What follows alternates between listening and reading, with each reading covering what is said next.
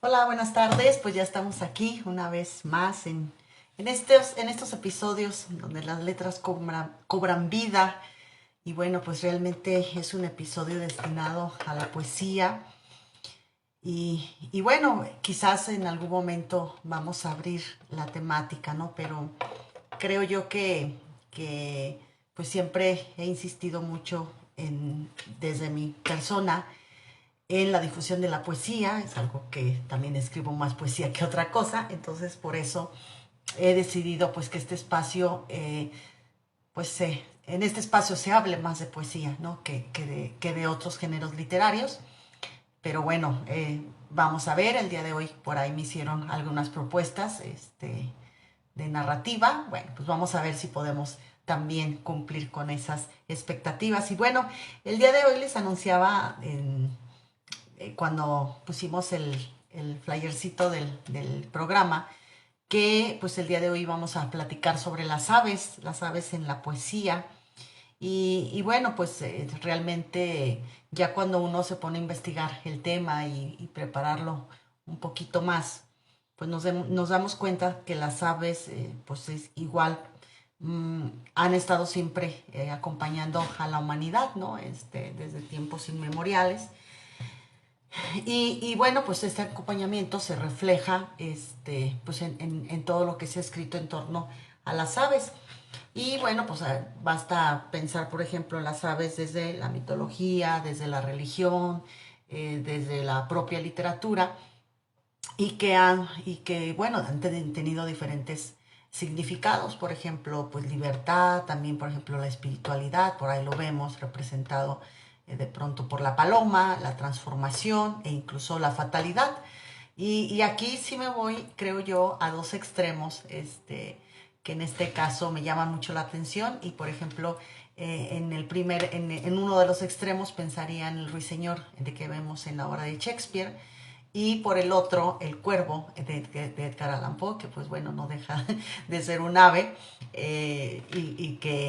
y que son muy diferentes y nos representan situaciones muy diferentes. No sabía que lo voy a dejar apagado esto, pero ahorita a ver que se tranquilice la llamada y ya, ahorita la apago. Y bueno, en este caso, no es digo, que no sé si se esté dando cuenta, pero está entrando una llamada. Entonces ya, ahorita apago esto. A ver, vamos a ponerla en... ¿Cómo se llama? No veo nada. ¿Cómo se le pone para tranquilizar las llamadas? Dice en modo lectura. No, eso no es. Modo oscuro tampoco. Ahí está de nuevo la llamada. Ya, listo. Ahí estamos, ya estamos de regreso. Perdón, perdón, perdón, pero sí se me olvidó quitarle la, la función de las llamadas y las alarmas. Pero bueno, vamos a retomar el tema. Les decía, bueno, en este caso, pues a mí siempre me ha sorprendido las aves dentro de la literatura, y siempre me ha gustado pues leer poemas que están relacionados con este tema. Y hace poco, digo, esta propuesta de este programa, pues se da porque hace poco un conocido mío, amigo cercano, pues me lee su poema que tiene que ver con un ave, ¿no? Entonces, de ahí me entró la curiosidad de repasar, en este caso, pues todo lo que la literatura nos ha dado en torno a las aves, en torno a los pájaros. Eh, Bien sabemos pues su asociación entre en lo celestial, y bueno, de pronto hay quien dice, si nos vamos de pronto a la mitología, pues dicen que su canto realmente es un mensaje de los dioses o una metáfora del alma, que es lo que se comenta. Y bueno, en la mitología griega tenemos la presentación del fénix, luego en la tradición cristiana pues la paloma, que representa la paz y el espíritu santo, en la cultura prehispánica el quetzal. Y aquí voy a empezar a platicarles ya un poquito más de poesía. Hay un texto, hay un poema de Fren Rebolledo que justamente se llama El Quetzal, que se los quiero compartir. Y bueno, no sin antes decir que también, por ejemplo, Tenemos en la poesía mística de San Juan de la Cruz, el vuelo del ave pues representa en este caso el ascenso hacia Dios. Las aves también pues han sido un símbolo de deseo y esperanza. Cuando pues tenemos cuando el alma busca un refugio o hay alguna una cuestión que nos inquieta, ¿no? Y bueno, Efrén Rebolledo escribe un poema sobre el quetzal que es maravilloso, se los voy a compartir. El porte altivo, reluciente, el ojo, que en mitad del copete es un diamante, entre esmeraldas, negro el remo errante con que vuela en los bosques a su antojo. Es sangriento rubí su buche rojo, su larga cola tornasol radiante. Con razón de sus plumas es amante y rozarse las ramas le da enojo. Es hosco y libre, con su pico duro, labra en los troncos escondrijo obscuro, que es como estuche de su hermosa cauda, perdón, y muere de tristeza prisionero, si su querida libertad defrauda, cobarde lazo o plomo traicionero. Y bueno, este poema está en las obras completas de Efrén Rebolledo. Digo, basta recordar que Efrén Rebolledo pues, es un escritor mexicano que nace en 1877 y muere en 1929. Y bueno, me acordé de este poema en particular en el caso de la cultura prehispánica, la importancia que tenía el ave de Quetzal, ¿no? En toda su cosmogonía. Entonces, bueno, por eso hago alusión a, a Efrén, a la poesía de Efrén Rebolledo. Y hay Salvador Novo, por cierto, tiene un libro que traté de descargar el día de hoy porque yo no lo ubicaba, las aves en la poesía en la poesía hispanoamericana, creo, se me va el nombre.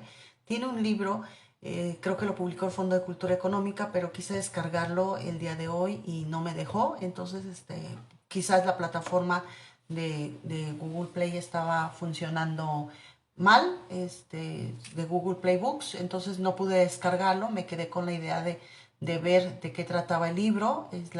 La parte de la muestra que daban gratuita era muy mínima, entonces no logré desentrañar el contenido de este libro.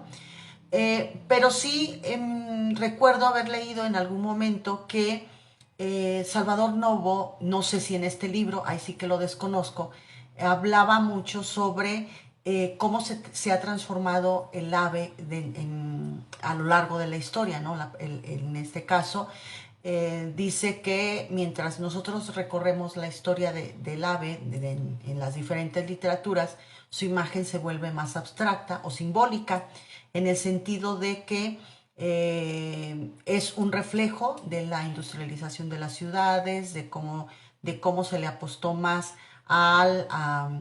pues a esas grandes urbes que lo comentábamos la otra vez, y cómo también nosotros como personas dejamos de mirar nuestro entorno natural y nos enfocamos más a mirar lo urbano y las cuestiones sociales. Entonces el ave pasa a segundo término. Entonces, en este caso, según Salvador Novo, lo que yo recuerdo haber leído en ese momento es que la poesía moderna refleja un mundo donde la conexión con lo natural se ha debilitado. Eso era lo que decía el poeta, ¿no? Y bueno, más o menos así del mapeo que hice en torno a la presencia del ave en la poesía, tenemos que, por ejemplo, pues en la Edad Media y el Renacimiento las aves representaban el alma y la divinidad, por ejemplo, ¿no? Y en el siglo XIX, lo que es en el romanticismo, la plena efervescencia del romanticismo, pues el ave se usaba para evocar emociones intensas, nostalgia y misterio, ¿no? Mientras que en el siglo XX o XXI se convierten más en símbolos abstractos, y que la presencia de las aves o de los pájaros, por ejemplo, se va a referir más a las crisis biológicas, a las crisis ecológicas, migración o incluso a la soledad. Entonces, más o menos es como se tiene identificado en este caso la presencia de las aves a lo largo de la poesía. En la poesía contemporánea, pues sabemos que muchos poetas han recuperado la figura del ave para hablar sobre la destrucción de la naturaleza y la fragilidad de la vida en el mundo contemporáneo. Uno de ellos, pues yo creo que un claro ejemplo de ellos es Homero Aridgis en la poesía mexicana y Efraín Bartolomé también, ¿no? Que este poeta, gran poeta chiapaneco, que vale la pena mencionar en el sentido de su preocupación por lo natural, ¿no?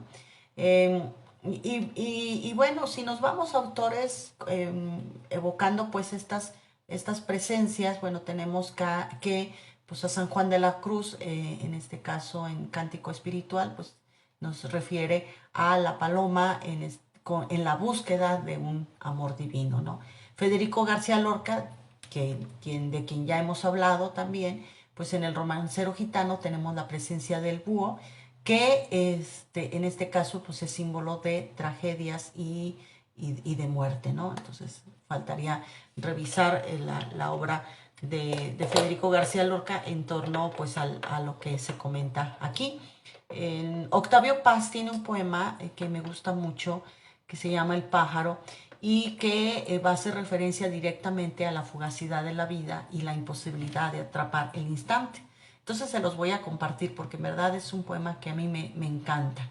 Dice, El pájaro. En el silencio transparente el día reposaba. La transparencia del espacio era la transparencia del silencio. La inmóvil luz del cielo sosegaba el crecimiento de las hierbas, los bichos de la tierra entre las piedras. Bajo la luz idéntica eran piedras. El tiempo en el minuto se saciaba, en la quietud absorta se consumaba el mediodía, y un pájaro cantó, delgada flecha. Pecho de plata herido vibró el cielo, se movieron las hojas, las hierbas despertaron, y sentí que la muerte era una flecha que no se sabe quién dispara, y en un abrir los ojos nos morimos. Y les voy a platicar por qué me gusta mucho este poema, me gusta porque Octavio Paz pues, nos presenta dos escenarios muy diferentes, ¿no? Primero es, en este caso, el silencio, la quietud, ¿no? La inmovilidad incluso, ¿no? De las cosas, del tiempo, incluso, eso es algo que me llama mucho la atención. Entonces, estaba viendo que se están poniendo unas cositas ahí en el celular, pero no sé qué es y no alcanzo a ver hasta allá. Pero bueno, entonces, en este caso, pues este escenario, ¿no? Donde todo está tranquilo, donde está todo sosegado, incluso la luz, etcétera. Me llama la atención también la manera en cómo dice, los bichos de la tierra entre las piedras, bajo la luz idéntica eran piedras.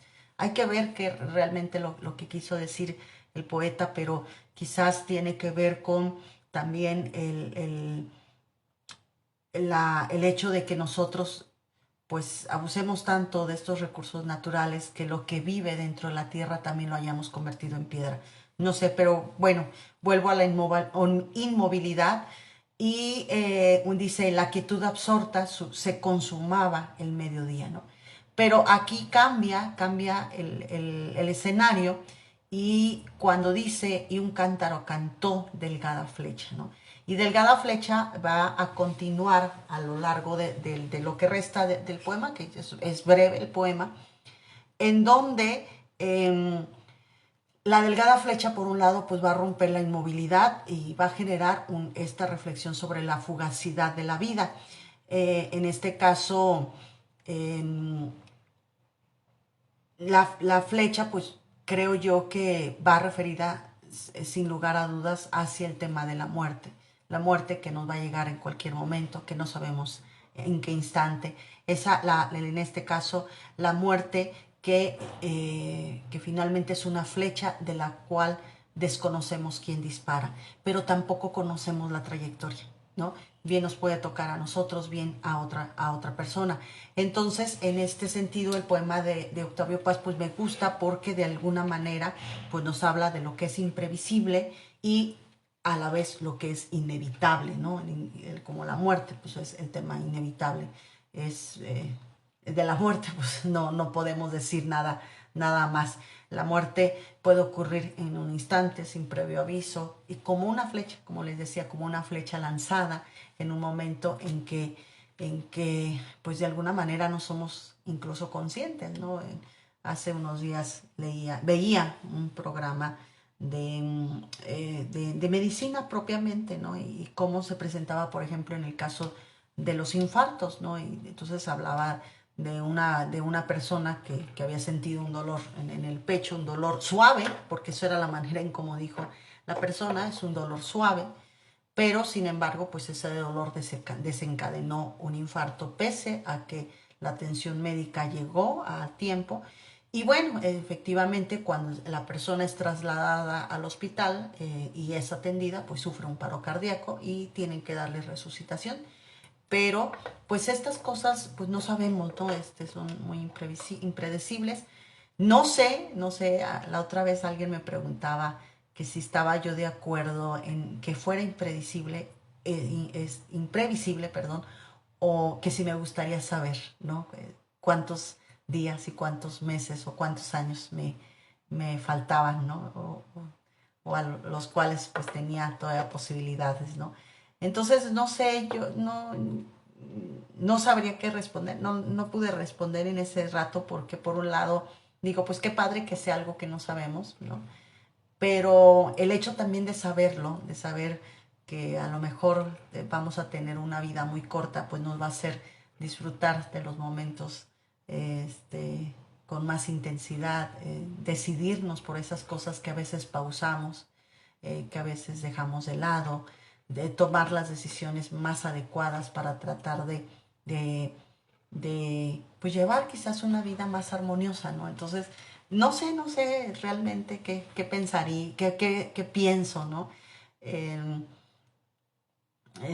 me es difícil, ¿no? Responder esta pregunta y justamente la semana que platicaba un poquito sobre este tema que iba a abordar el día de hoy en este programa, ¿no? De las aves, me decía, bueno, si el ave representa también la muerte, como lo vemos en Edgar Allan Poe, que les decía como que son los dos extremos, ¿sí? El ruiseñor de Shakespeare y el cuervo de Edgar Allan Poe, y decía, bueno, pues no sabría, por un lado, pues está padre no saber qué es lo que pasa, que nos depara el destino, pero por el otro quizás, pues como les decía, pues vale la pena estar enterado para tomar las decisiones adecuadas. Pero bueno, yo creo que también el misterio de la vida es eso, que nos tiene el alma en un vilo, o el alma en vilo, perdón. Entonces, pues yo creo que hay que hacer las cosas bien desde el principio, o cuando menos hacer las cosas que nos gustan, las cuales pues somos felices, ¿no?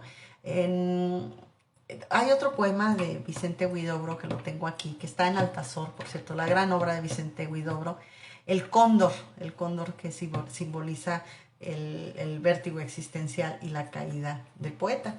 Y bueno, Vicente Huidobro es uno de los, déjenme decirles que es uno de los primeros poetas que también descubro una vez que ya empiezo ya en aquellos tiempos empiezo a revisar la obra.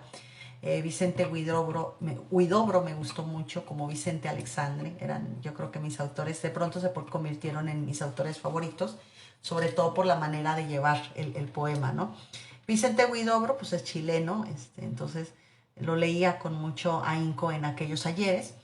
Y bueno, ya tengo rato sin leerlo, a quien sigo leyendo mucho es a Vicente Alexandre. Pero bueno, esta vez me acordé por el tema de Altazor y bueno, es un fragmento, dice, ave, canta suave, que tu canto encanta, sobre el campo inerte, sones, vierte y oraciones llora. Desde la cruz santa el triunfo del sol canta y bajo el palio azul del cielo deshoja tus cantares sobre el suelo. Une tus notas a las de la campana que ya se desespereza, ebria de mañana, evangelizando la gran quietud aldeana. Es un amanecer en que una bondad brilla. La capilla está ante la paz de la montaña, como una limosnera está ante una capilla. Se esparce en el paisaje el aire de una extraña santidad, algo bíblico, algo de piel de oveja, algo como un rocío lleno de bendiciones, cual si el campo rezara una idílica queja, llena de sus caricias y de sus emociones. La capilla es como una viejita acurrucada y al pie de la montaña parece un cuento de hada. Junto a ella, como una bandada de mendigos, se agrupan y se acercan unos cuantos castaños que se asoman curiosos por todos los postigos, con la malevolencia de los viejos huraños. Y en el cuadrito lleno de ambiente y de frescura, en el paisaje alegre con castidad de lino, pinta un brochazo negro la sotana del cura. Cuando ya la tarde alarga su sombra sobre el camino, parece que se metiera al fondo de la capilla, y la luz de la gran lámpara con su brillo mortecino pinta en la muralla blanca como una raya amarilla. Las tablas viejas roncan, crujen cuando entra el viento oliendo a rosas. Rezonga triste en un murmullo el eco santo del rosario. La oscuridad va amalgamando y confundiendo así las cosas, y vuela un ángelus lloroso con lentitud del campanario. Y bueno, este poema viene en Canciones en la Noche de 1913. Y lo que me gusta es pues esta estampa que nos muestra, ¿no? El campanario, digo, ¿quién no ha visto un campanario en la iglesia? Y cómo las aves vuelan cuando empiezan a sonar las campanas, ¿no? Las aves o las palomas, lo que sea, anide ahí, ¿no? Entonces esta imagen me parece muy hermosa en el sentido de que pues yo lo viví mucho en mi pueblo natal, que sería. Y bueno, teníamos el campanario. Bueno, yo llegué a subirme al campanario ahí cuando estábamos más chicos y pertenecíamos a los grupos juveniles. Entonces me subí al campanario, ¿no? Entonces de pronto era ver desde ahí cómo volaban las aves. En este caso, a veces eran pues palomas, a veces también veíamos, por ejemplo, desde lo alto del campanario volar las golondrinas, que ya son muy comunes las golondrinas. Los vencejos, diría Antonio Muñoz Molina, que es otro tipo de ave. Yo pensé que era lo mismo, no, es un ave más pequeñita, pero bueno. Pablo Neruda también tiene otro poema muy bonito dedicado a la belleza y a la diversidad de las aves, pero Pablo Neruda, con la incursión de las aves en su poema, pues nos habla de otro tema muy importante y sobre todo muy vigente, que tiene que ver con la migración, ¿no? Entonces se lo voy a leer el poema. Dice: todo el día una línea y otra línea, un escuadrón de plumas, un navío palpitaba en el aire, atravesaba el pequeño infinito de la ventana desde donde busco, interrogo, trabajo, acecho, aguardo. La torre de la arena y el espacio marino se unen allí, resuelven el canto, el movimiento. Encima se abre el cielo. Entonces así fue. Rectas, agudas, palpitantes, pasaron ¿hacia dónde? Hacia el norte, hacia el oeste, hacia la claridad, hacia la estrella, hacia el peñón de soledad y sal donde el mar desbarata sus relojes. Eran un ángulo de aves dirigidas, aquella latitud de hierro y nieve que avanzaba sin tregua en su camino rectilíneo. Era la devorante rectitud de una flecha evidente, los números del cielo que viajaban a procrear formados por imperioso amor y geometría. Yo me empeñé en mirar hasta perder los ojos y no he visto sino el orden del vuelo, la multitud del ala contra el viento. Vi la serenidad multiplicada por aquel hemisferio transparente, cruzado por la oscura decisión de aquellas aves en el firmamento. No vi sino el camino, todo siguió celeste, pero en la muchedumbre de las aves rectas a su destino, una bandada y otras dibujaban victorias triangulares, unidas por la voz de un solo vuelo, por la unidad del fuego, por la sangre, por la sed, por el hambre, por el frío, por el precario día que lloraba antes de ser tragado por la noche, por la erótica urgencia de la vida. La unidad de los pájaros volaba hacia las desdentadas costas negras, peñascos muertos, islas amarillas, donde el sol dura más que su jornada, y en el cálido mar se desarrolla el pabellón plural de las sardinas. Bueno, pues este es un poema que nos hace pensar mucho, ¿no? En este sentido, pues nos hace pensar, bueno, yo la reflexión que puedo hacer es que el poema pues nos hace pensar sobre la migración de las aves, que es un fenómeno pues natural, ¿no? Las aves van y vienen y realizan un viaje físico porque lo tienen que realizar, así es su ciclo. Y que de alguna manera pues este ciclo va marcado por su propio destino, por el orden, como lo dice el poema, ¿no? Porque Pablo Neruda pues, nos destaca el orden con que se van las aves, pero también el sacrificio, porque muchas aves pues se van y ya no regresan. Otra de las cosas que me llama la atención es que el poema es muy abierto en el sentido de los escenarios, es como si miráramos desde un dron, ¿no? El cielo abierto y las ciudades abiertas, pero también el mar abierto. Entonces, en este sentido es un recorrido muy amplio entre lo natural, el cielo, el mar, la arena. Y aquí ya cuando hablamos de recorridos y nos vamos a lo simbólico, pues también es un recorrido, en este caso con lo humano, y nos habla pues también de las personas que migran, de quienes tienen que buscar trabajo en otro lugar, de quienes quieren, de quienes están obligados, ¿no? Por su circunstancia a salir, ¿no? Entonces de pronto también pues estas líneas que traza el poeta, que las líneas de las aves, pues también son las líneas de las personas que se van, ¿no? Me tocó ver en uno de mis últimos viajes que realicé hacia Estados Unidos, bueno, pues cómo iban formadas las personas en la búsqueda del sueño americano, ¿no? Creo que fue pocas veces yo he visto esta cantidad de personas, ¿no? Yendo hacia allá, hacia frontera, ¿no? Entonces, en este caso, pues el poema pues nos habla de eso también, de cómo a veces somos obligados a emprender un camino, y sabemos que emprender un camino pues también nos vuelve vulnerables, nos vuelve frágiles. Nos habla pues también de que la vida es transitoria, digo, yo puedo decir que también migré aquí, no hace ya muchos años, ¿no? Entonces, ¿qué me llevó aquí? Bueno, pues la historia, muchos la conocen, es muy larga, pero en este caso, pues así es la vida nos lleva, nos trae, esa es parte de la transitoriedad, pues del momento.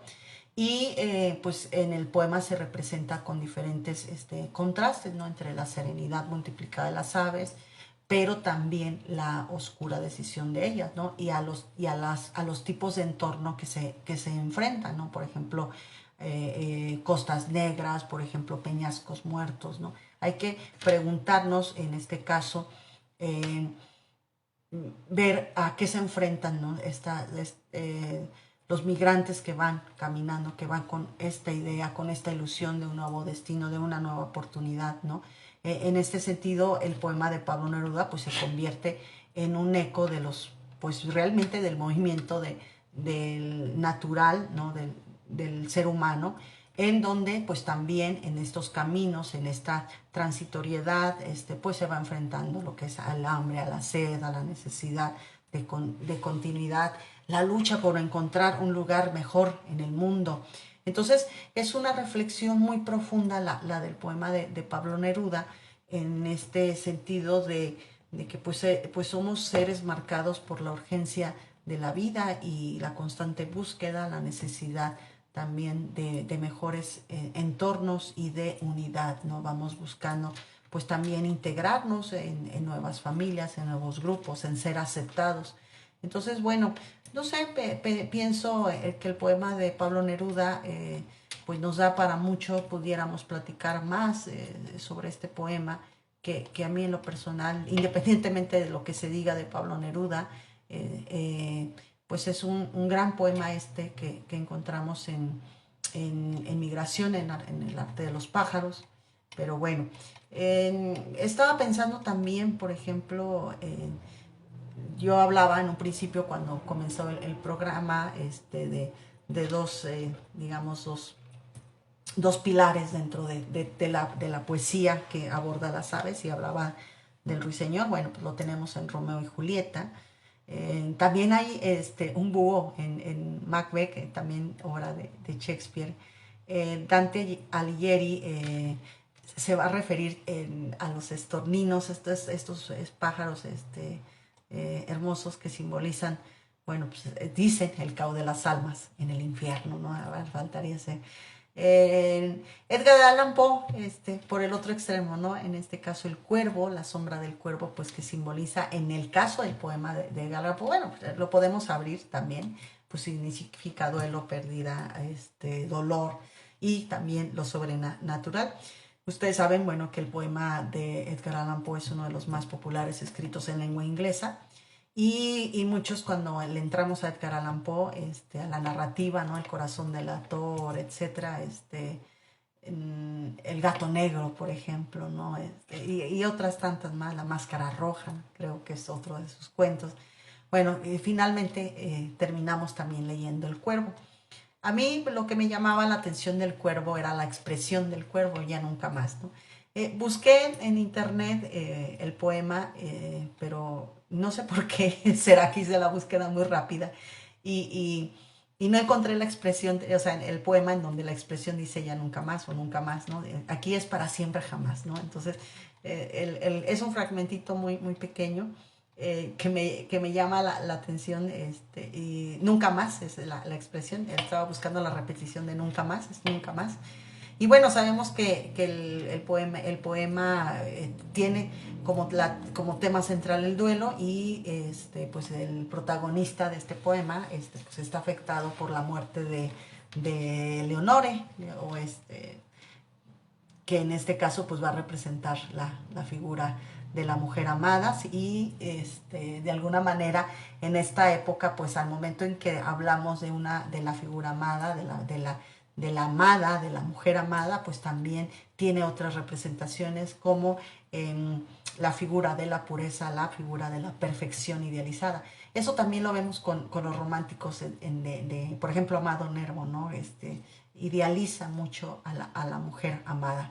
Y bueno, les voy a leer un fragmento, esto creo que lo encontré en el portal de Senda, y dice: El cuervo, número 1. En una noche pavorosa, inquieto, releía un vetusto mamotreto, cuando creía escuchar un extraño ruido, de repente como si alguien tocase suavemente a mi puerta. Visita impertinente, es, dije, y nada más. 2. Ah, me acuerdo muy bien, era en invierno, e impaciente me di el tiempo eterno, cansado de buscar en los libros la calma bienhechora, el dolor de mi muerta Leonora, que habita en los ángeles ahora, para siempre jamás. 3. Sentí el sedeño y crujidor y elástico rozar de las cortinas, un fantástico terror como jamás sentido había, y quise aquel ruido, explicando mi espíritu oprimido, calmar por fin, un viajero perdido. Es, dije, y nada más. Y bueno, el poema continúa, el poema es extenso, quienes ya lo han leído pues saben que es extenso.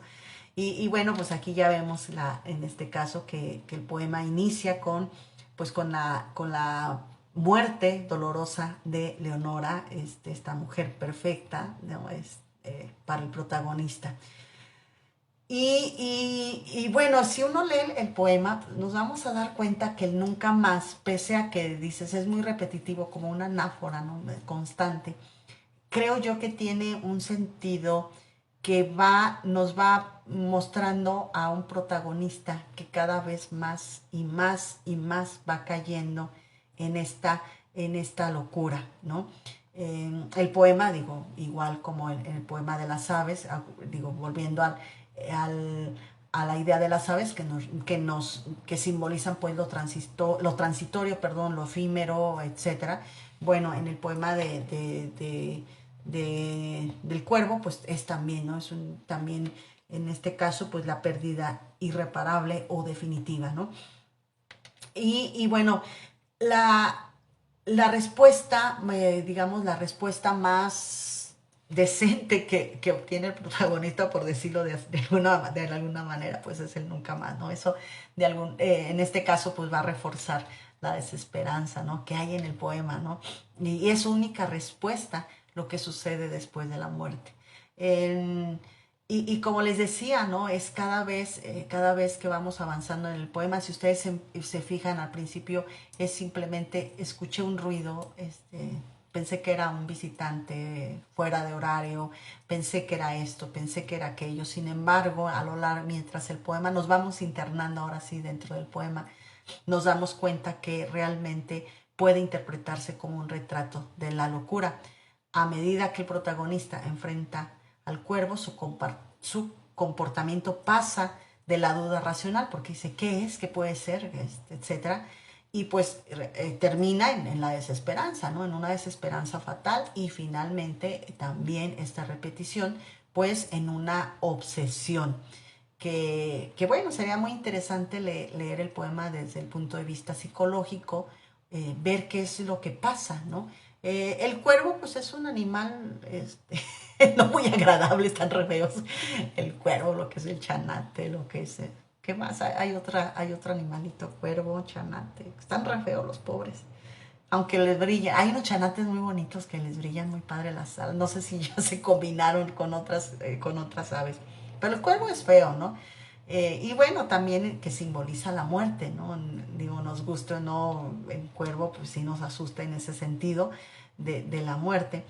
Eh, hay un dato muy interesante en el poema que es el cuervo cuando se posa sobre el busto de Palas Atenea, la diosa de la sabiduría, pues también en este sentido, pues el cuervo puede representar la muerte de la razón, ¿no? O sea, y que es lo que les comentaba, a lo largo del poema lo vamos a ver, ¿no? Cómo el protagonista pierde la razón, ya no hay, para entender la muerte, como lo vemos en el poema, pues ya no hay respuestas racionales, ya no hay respuestas consoladoras, es incapaz el protagonista de encontrar alivio, aún siendo una persona pues preparada, una persona culta, ¿no? Entonces, bueno, la racionalidad en este sentido pues también se vuelve impotente, ¿no? Pero bueno, sigo pensando en los cuervos que están re feos. Pero bueno, eh, Walt Whitman tiene también poemas y me acordé de los mirlos, ¿no? También en Colima hay mirlos. John Keats, el gran poeta John Keats, una breve vida y una breve obra, pero fundamental, pues también escribe una oda a un ruiseñor. Ahí les doy los nombres con el fin de motivarlos a que los busquen. Yo realmente me hubiera gustado encontrar más poemas, pero bueno, a veces uno prepara este tipo de intervenciones muy rápido. Y bueno, pues como les dije, el ave o el pájaro, pues sin duda, eh, pues han cursado a lo largo y ancho la historia de la literatura. Lo vemos en narrativa, es muy interesante. Gabriel García Márquez por ahí tiene cosas muy interesantes sobre aves. Como les digo, en algún momento haremos una emisión especial de narrativa. Yo soy más poeta que conocedora de narrativa, pero creo que sí me puedo defender en algunos temas. Y en este caso, bueno, pues las aves pues que nos hablan también del amor, la muerte, el destino, la eternidad, ¿no? Y que según los plasmemos, según se plasma el ave en la página en blanco, pues es realmente el eco de lo que somos y de lo que anhelamos, ¿no? Eso es, creo yo que es una conclusión a la que llego. Hay un poema, les voy a leer, este poema me lo encontré mientras hacía pues, una búsqueda sobre pues, poesía de aves. Es un ave errante de Alejandro Tapia y Rivera. Y dice, ¿hacia dónde tu vuelo diriges, ave triste? Quizás ay de ti perdiste la prenda de tu amor. ¿O acaso el árbol bello donde guardaste el nido, el hacha destruido o el fuego abrasador? Tu canto que allá un día sonaba placentero, su acento hoy lastimero al bosque llevará, que solo es el recuerdo de dicha ya perdida, que un eco a voz querida en vano pedirá. Cual tú también yo cruzo los aires con mi vuelo, cual tú también anhelo e ignoro lo que soy. También ha muerto el árbol de mis queridas glorias, de lúgubres memorias, huyendo cual tú voy. También lloran mis ojos y mi palabra ansiosa se pierde dolorosa. Las nubes al cruzar, mi mente en las tinieblas se pierde del destino, cual tú, yo sin camino, me entrego al vago azar. Ah, nuestra noche, oh ave, es triste y solitaria, cuán vaga es la plegaria de nuestra soledad, y qué será de estrambos en nuestra marcha errante, cuando su voz levante la negra tempestad. ¿Sí?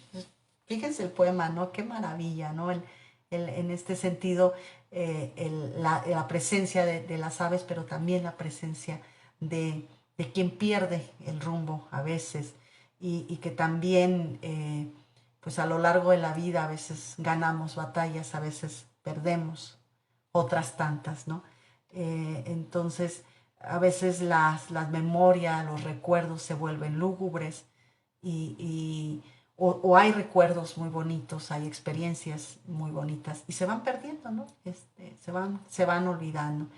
Entonces, este poema pues me gusta mucho, de alguna manera pues es la pérdida, ¿no? La pérdida de la vitalidad, de la experiencia del ser humano. Por eso quizás dice mi mente en las tinieblas, ¿no? Y cuántas veces llegamos a ese punto. Y bueno, no hay, sin olvidar las alteraciones mentales y las enfermedades que atacan directamente a la memoria. Salvador Díaz Mirón pues escribe en Mística esto: si en tus jardines cuando yo muera brota una flor, si en un celaje ves un lucero que nadie vio, y llega un ave que te murmura con dulce voz, abriendo el pico sobre tus labios, lo que en tu tiempo te dije yo. Aquel celaje y el ave aquella y aquel lucero y aquella flor serán mi vida que ha transformado la ley de Dios. Serán mis fibras con otro aspecto, ala y corola y ascua y vapor, mis pensamientos transfigurados, perfume y éter y arrullo y sol. Soy un cadáver cuando me entierran, soy un viajero cuando me voy, soy una larva que se transforma cuando se cumple la ley de Dios y soy entonces mi blanca niña, celaje y ave, lucero y flor. Fíjense qué hermoso el poema, ¿no? La idea de la transformación, que también lo vemos pues mucho, muy marcada en el tema de las aves en la poesía, pero como aquí el poeta desea transformarse en ave para estar cerca pues yo creo que de la persona amada, ¿no? Cerca de los labios de la persona amada, imagínense, ¿no? Entonces, aquí el cierre del poema me encanta porque dice, cuando se cumple la ley de Dios y soy entonces mi blanca niña, celaje y ave, lucero y flor. Qué añoranza, qué deseo tan grande del poeta de querer ser esa ave que se acerque a la persona ahí, blanca niña, bueno, pues habla de un amor muy puro, de un amor muy cristalino, ¿no? Y bueno, Emily Dickinson, siempre voy a acudir a Emily Dickinson, perdón que les hable tanto de Emily Dickinson, pero a mí me encanta, sigo leyendo mucho su poesía. Y este poema se llama En mi jardín avanza un pájaro. Y dice, en mi jardín avanza un pájaro sobre una rueda con rayos de música persistente como un molino vagabundo. Jamás se demora sobre la rosa madura, prueba sin posarse, elogia al partir. Cuando probó todos los sabores, su cabriolé mágico va a remolinear en lontananzas. Entonces me acerco a mi perro y los dos nos preguntamos si nuestra visión fue real. o si habríamos soñado el jardín y esas curiosidades.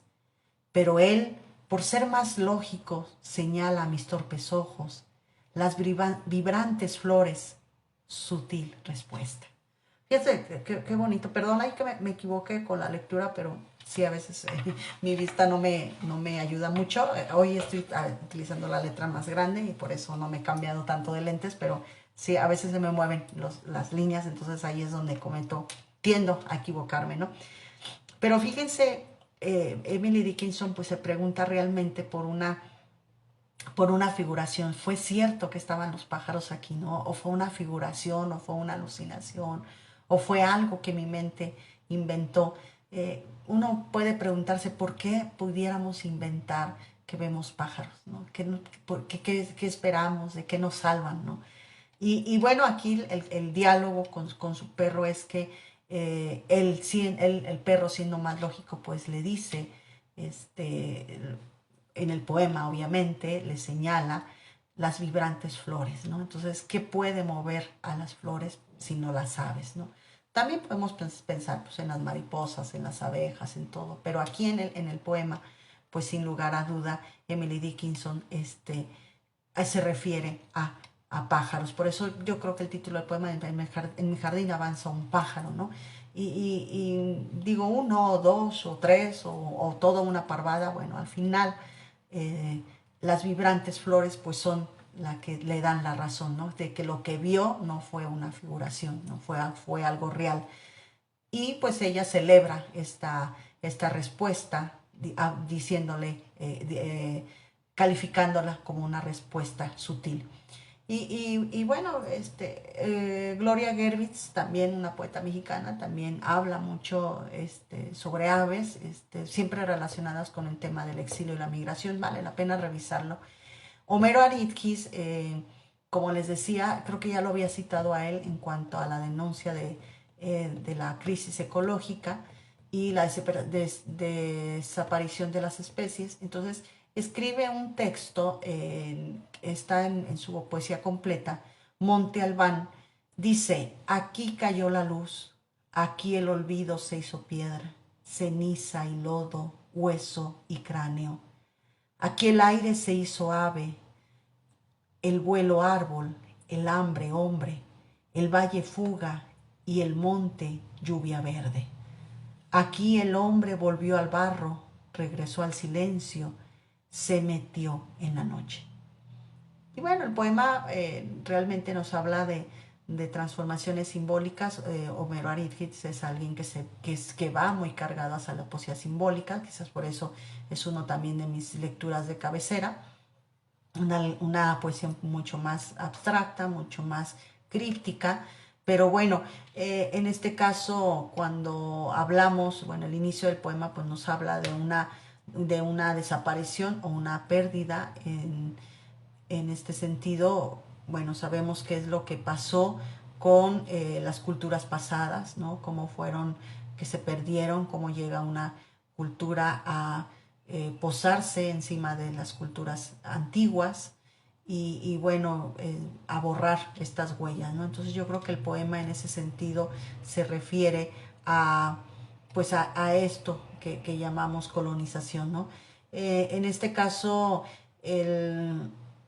también pues el poema, sin lugar a dudas, pues nos va a remitir mucho a la irresponsabilidad ecológica en la que estamos inmersos, pues la humanidad, ¿no? Nuestra relación tan poca tendida hacia la naturaleza. Pero el final me gusta, ¿por qué? Porque dice, aquí el hombre volvió al barro, regresó al silencio, se metió en la noche.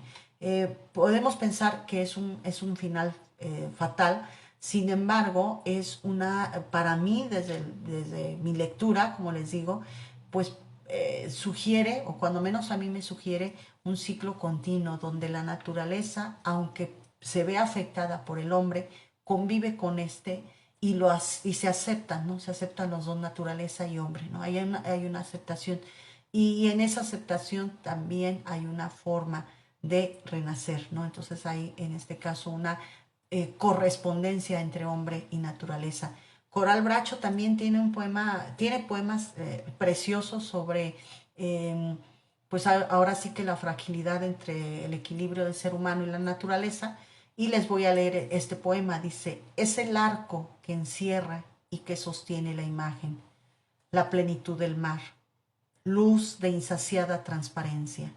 Bajo la tierra se entreteje la historia, aguas que engendran sus recintos, bullir de peces, ecos que dejan su opacidad, brisnas, rastros que emergen, estallidos que fijan su estupor en los muros, la flor, la piel de sus calcinaciones. Las aves ven, los peldaños encienden sus oleadas sedosas frente a los lechos que germinan. La sombra oculta su espesor.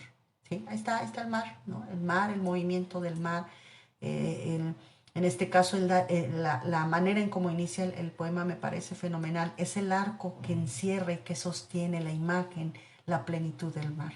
¿Y qué es lo que vemos cuando, digo, a mí me tocó muchas veces viajar a Manzanillo y cómo me acuerdo perfectamente cómo desde el carro empezábamos a ver el mar, ¿no? Cómo lo vislumbrábamos, ¿no?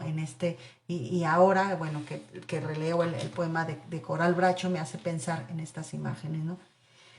Y bueno, como Coral Bracho también es consciente de lo que sucede bajo la tierra, ¿no? Y dice, bajo la tierra realmente se entreteje la historia, ¿no? Y nos da toda una serie, ¿no? Desde los peces, desde los colores, desde las brinas, desde los rastros que emergen, los estallidos, ¿no? Internos del mar, ¿no? El chasquido de las olas también en los muros, em, el chasquido del mar o el golpe del mar en el rompeolas, ¿no? Para mí me impresionó mucho el mar, una vez que fui al mar y que realmente se vea tragado parte de la playa del Paraíso en Colima, en Armería propiamente. Entonces fue muy impresionante a mí ver el mar que yo veía en la infancia ya, que tenía que caminar unos cuantos metros para alcanzarlo. Bueno, ahora el mar estaba literal de este lado y entonces el rompeolas estaba justo separaba el mar del hotel al que llegábamos y eso me impresionó mucho y me habló del gran poder del mar, ¿no? Y yo creo que fue la primera vez en que yo sentí un gran temor al mar, de esas ocasiones que de pronto te vuelves consciente, ¿no? Consciente de que uno como hombre, como ser humano, pues no es nada, ¿no? Que estamos en medio de una naturaleza tan poderosa que en cualquier rato nos puede exterminar, así como las enfermedades, y digo, ya vivimos una pandemia, ya vivimos una situación así, que nos mostró qué fragilidad, qué frágiles somos, ¿no? Entonces, bueno, en fin, eh, bueno, pues estos son algunos poemas que, que les traía seleccionados para este día y bueno, estoy viendo ya el tiempo se me está agotando. Y bueno, ahí en los grupos de chat yo les pregunté, yo les pedí, más que preguntar, les pedí que si tenían poemas escritos sobre las aves, me los pasaran. Era una invitación, se hizo una invitación abierta y varias personas respondieron, otras personas respondieron ya muy tarde y como estoy grabando con el celular, entonces y mi señal de internet es deficiente, entonces no puedo abrir mi Facebook en la computadora. Entonces, hay cada rato veo que la conexión va lenta, bueno, entonces ya no voy a alcanzar a leer algunos poemas que ya me enviaron ya cuando yo ya había hecho, digamos, la recopilación. Entonces hay una disculpa por no incluirlos, no significa que no me hayan gustado. Sin embargo, pues por cuestiones de cuando uno prepara pues este tipo de en vivos y me gusta pues traer opciones de lectura. Y bueno, pues ya lo había preparado y ya vi que algunas personas me enviaron ya más tardecito. Y dije, no puede ser. Y no alcancé realmente a pasarlos pues a este compilado de poemas que hice, que les he leído. Y bueno, entonces una disculpa por aquellas personas que no voy a leer, pero pues disfruté mucho de sus poemas. Entonces, una de las primeras personas que respondió a esta invitación a compartirme poemas sobre aves, pues es Edgar Camacho. Entonces les voy a leer, este es su libro, ay, se me fue Edgar Camacho. El libro se llama La palabra oscura se derrama en tu vientre, es un poemario de él. No me acuerdo si es uno de los primeros, voy a mentir, pero bueno. Dice, bueno, luego checo bien ese dato. Dice, perdón, soy un pájaro, vuelo bajo abriendo mis alas de polilla. Perdón, pierdo los días en luces podridas, manchas del caos. Perdón, soy un pájaro y de buitre tengo la sed de la muerte. Este es un primer poema de Edgar Camacho y me envió otro que dice, te veo enjaulada junto a lágrimas de pájaros. Recojo a lengüetazos tus espinas como plumas se alojan en mi lengua. Mis pupilas ven sin miedo, mueres al recibir mis caricias. Tuvo razón el búho al decir que coleccionas sufrimiento. Me destruye no ser tu carne. Bueno, entonces ahí está. Gracias a Edgar por su participación. Como les dije, es una invitación que hice abierta. Envíenme sus poemas que tengan que ver con aves, ¿no? Judith Escandón, de su libro La Musa del Fuego, me compartió un poema que se titula Sin alas. Pájaros tristes, sin vuelo, sin nido, en la vastedad de mi dolor. Mi casa solitaria grita silente, mis lágrimas un manto que me arropa. Pájaros encerrados, sin alas, se apagan en sus trinos. Cada pluma refleja las memorias de sus canciones lúgubres. Sin piedad, el miedo los abraza. Sin tu guía, el alma busca una respuesta. Bueno, ahí está. Gracias, Judith, por tu participación. Rosa María Hernández Ochoa, que de ella me encanta su libro. Este es su primer libro, Hilvanar el agua. Y estos poemas son dos poemas que me compartió del apartado Tiempo Suspendido. Y el título del libro de Rosy me parece un título magnífico, sobre todo por las posibilidades que nos da para reflexionar, ¿no? Cómo hilvanar el agua, ¿no? Cómo es posible hacer eso, coser, ¿no? Porque finalmente es coser, ¿no? Con aguja, hilo, lo líquido. Cómo unes lo inapresable con un hilo, ¿no? Entonces, en este sentido, pues siempre que escucho el título de este libro, uno de los títulos yo creo que más acertados que he visto en los títulos de libros, sobre todo por la temática, ¿no? También, bueno, Rosa María pues es una poeta muy intensa y bueno, quizás por ahí va también. Entonces, pues sin lugar a dudas, pues también es esta representación de hilvanar el agua, pues también es esta representación por atrapar lo efímero, ¿no? De darle forma a lo que es inacible. Y en este sentido es también darle forma pues a la memoria, al tiempo, a la emoción, a detenernos, ¿no? A tratar de capturarlos, ¿no? De alguna manera creo yo que es como estructurar, intentar estructurar lo que por naturaleza se nos desliza, lo que fluye sin ataduras. Entonces, para mí el título me representa muchas cosas.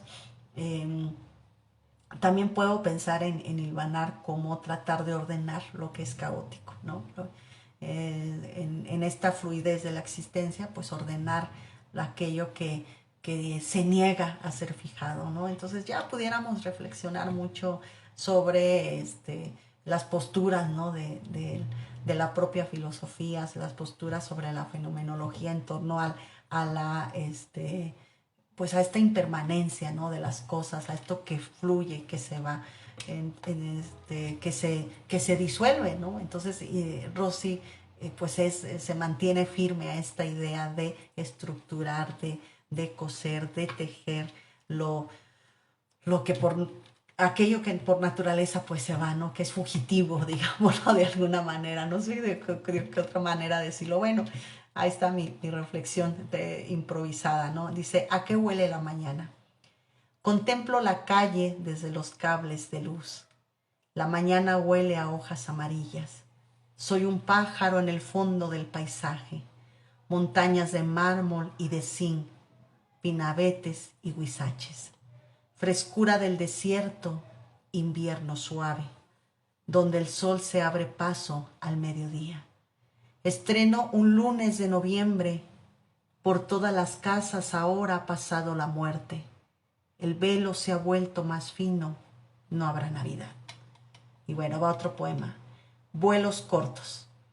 Te reconocería entre 1.000.000 de tórtolas. La llovizna deja su rastro, olor a tierra fértil. Se abre paso entre las nubes el azul. También he forjado mi casa, también he formado mi casa en el jardín. La tórtola baja por un poco de agua, picotea sin pudor, hincha su pecho, se deja observar, vigila el nido, toma lo indispensable y lo comparte. Hay una hembra sumergida entre las ramas en lo alto de la almena. Han mostrado sus vuelos cortos, tienen de techo la palmera donde se resguardan del rumor de la lluvia. Dejó el nido, dio los primeros saltos jugándose la vida. La rescatamos con las alas empapadas. La tórtola pequeña es el intento vivo. Y bueno, como les decía, estos dos poemas son del apartado Tiempo Suspendido, de este libro que les digo con un título maravilloso, Hilvanar el agua. Y también la maestra Mirna, ay, se me fue el nombre, Mirna, ahorita se los investigo, Mirna Soraya, pero se me va el nombre completo, perdón. También me envió algunos poemas, es que sí, ya en verdad los anoté, los transcribí muy rápido. Avesilla, ahí les voy a poner yo los nombres completos, perdón, pero se me van los nombres, y les digo, ahorita no tengo acceso a internet en la computadora, bueno, disculpen. Avesilla, con tus pequeños ojos hablas de 1000 ternuras, surca las espesuras, huyes a los cerrojos, flotas en claridades, trazas grácil pirueta, como veloz saeta, libra las tempestades. Águila y mariposa eres en raudo vuelo, nube que se rasga el cielo, ráfaga esplendorosa. Ávida mensajera, luz, cantar de la tierra, nunca las alas cierras, brisa de primavera. Cuéntame de tu paso atravesando mares, entre bravos azares, sin contemplar fracaso. Sigue tu ruta ahora, goza de libertades, muestra bellas verdades. Vuela, ave, canora. Y bueno, este poema es Avesilla, es del libro Sin Despedida, de próxima publicación. Y les voy a leer un último texto de la maestra Mirna Soraya. Ahorita les pongo el nombre completo en el copy del texto para que también sepan qué poemas leí, qué autores leí, autores laguneros. Horas grises, surge voz de un ave que en un... surge voz de un ave que en su sepulcro... Aquí ya. Surge voz de un ave que en su sepulcro trino rememora historias y baladas tristes. Retumba el trueno, se despierta el alba, desvanece disfrazada calma. La lluvia irrumpe repentinamente, se desgarra el cielo, vierte tonos grises. Húmeda bruma viste la mañana, pródigas gotas bañan la pradera. Lentas van las horas, sueñan primaveras, lloran en silencio su paciente espera. Y bueno, este es su poema Horas Grises, también del libro Sin Despedida. Dice, inicia, surge voz de un ave que en su pulcro trino, Ahí, perdón por la mala lectura que hice, pero ese es el primer verso. Y bueno, pues yo creo que con esto hemos terminado este programa más, pues para hablar de poesía y bueno, como les digo, las aves pues nos dan mucho tema para reflexionar. Sí, como les decía, bueno, pues en este caso el tema de las aves, pues como símbolos de libertad, como destino, amor, muerte, espiritualidad, pero también como símbolo de la decadencia de nuestros entornos naturales. Y pues no sé, me quedo con una pregunta que les haría a ustedes, que si seguiremos viendo a las aves como símbolos poéticos o simplemente como seres que desaparecen. Pues no sé, ustedes los invito a reflexionar sobre esta pregunta. Igual, pues también los invito a que, los invito a que me compartan ahí en la sección de comentarios, pues qué poemas sobre aves recuerdas, hay infinidad, ¿no? Yo solamente hice un recuento muy breve. Hay que ver que si las aves siguen teniendo un papel relevante para la poesía contemporánea. Y bueno, déjanos tus comentarios, tus recomendaciones. Gracias por acompañarme en este viaje poético sobre en torno a las aves, que es, como les digo, un tema amplísimo. Y nos vemos en la próxima emisión de Donde las letras cobran vida. Y pues les mando un abrazo fraterno y muchos saludos. Hasta luego.